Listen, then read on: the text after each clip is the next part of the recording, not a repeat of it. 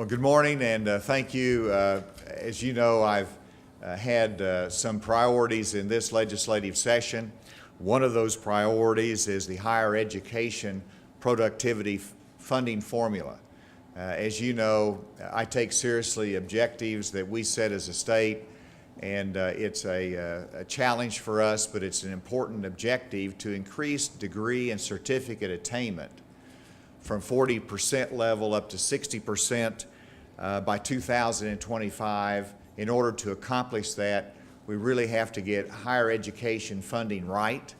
And in this instance, I want to applaud Dr. Maria Markham, our Director of Higher Education, for leading this effort, but it could not have been accomplished without the support of the University of Arkansas system, Dr. Bobbitt, as well as the ASU system, Dr. Welch and Shane Broadway and his team, but also the community colleges. Bill Stovall has been so instrumental in helping us with the messaging with the community colleges and educating the legislators as how it benefits them.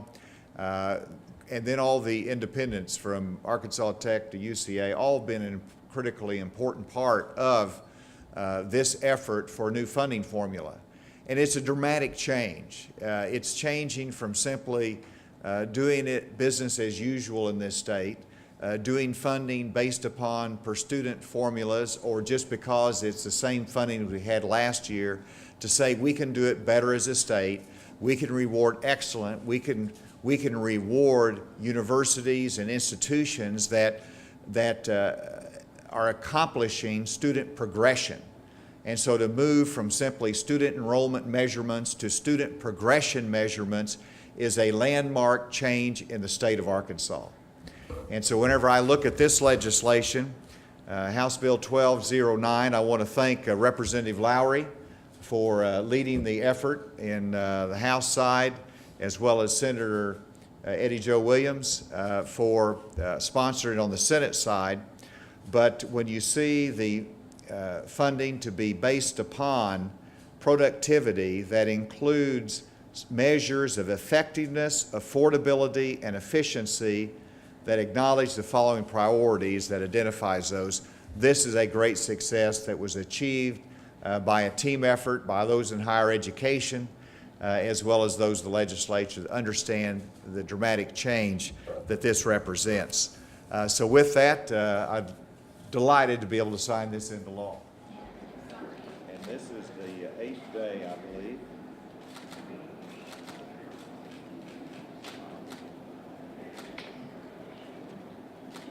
February 8th.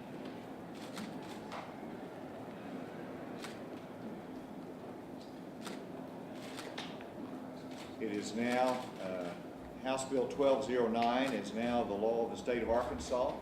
And this goes into effect, what does it say here? It's for the next school year. Is that right, Dr. Marshall? That's right, 1819. 18, which is terrific. So well done. Where's Representative Lowry? I'm here. All right. Congratulations.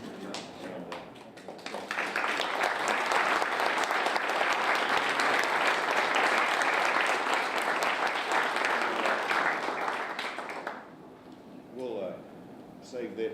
Well, I see the President of the Senate here. Please join us over here. Please, since Eddie Joe, our sponsor, is not here, so let's welcome you, and I'm going to present this to you. Thank you for your leadership as a speaker here. I didn't see him. Dr. Markham, congratulations. Senator English is here, Chairman of Education. Senator English. Paul's here. Yeah. All right. Any questions? Question for you or for Dr. Markham. I guess if you might just walk us through, I guess, the next steps and kind of timeline for working on the formula. They have worked on the formula from day one, and so all of the institutions has an understanding of what the formula is, how it impacts their institutions, what the objectives are. Now, of course, the specifics is not included in the legislation, which is really very important because this allows some flexibility. I mean, a year from now, if we see some adjustment needs to be made, it doesn't have to go back for new legislation. We can keep the formula up to date. We can make the corrections in an administrative rulemaking basis. And of course, now this will have to be converted into rules that the institution will have an opportunity to comment on. It will be presented to the legislature for regulatory review, and hopefully we'll have support at that time. Dr. Markham, do you have any comment on that process? Sure, just a little more specific on the timeline. We will have all of our policies drafted by our April coordinating board meeting and then sent back over for the governor's office to review and the ALC process to look at the rules. And then we hope to have our final draft to our coordinating board by October of 2017 so that we can make our first round of funding recommendations based on the new formula. Given the revenue picture last week, you talked to Al's passing this, you committed to increasing funding for higher education. I know it's the second year in Miami, and you still think that's something that the state can be able to afford, and you still will carry through that? It's a commitment that I have to higher education and to the legislature. If this funding formula passes, then really to make it work, you have to have the investment in order to encourage the change in behavior, the change in priorities, and to reward those that have success. And so that's a critical part of it. We have to be mindful that the investment in higher ed would be, again, in the second year of the biennium because the first year is to put it into place and then to measure at the conclusion of the year as to how the distribution should be made. And so that is consistent with our budget, and I would continue to ask support for that. Excuse me, probably sound like a dumb question, but how do you judge UMS, or I understand UMS, the ag system, and maybe some other entities are outside the box? How do you judge them? I mean, if they're not part of this formula, how do you judge them? On what basis? Differently. I mean, for example, the Division of Ag, I had a discussion yesterday on this particular topic, and they have historically not been in the formula for higher education because they don't have students.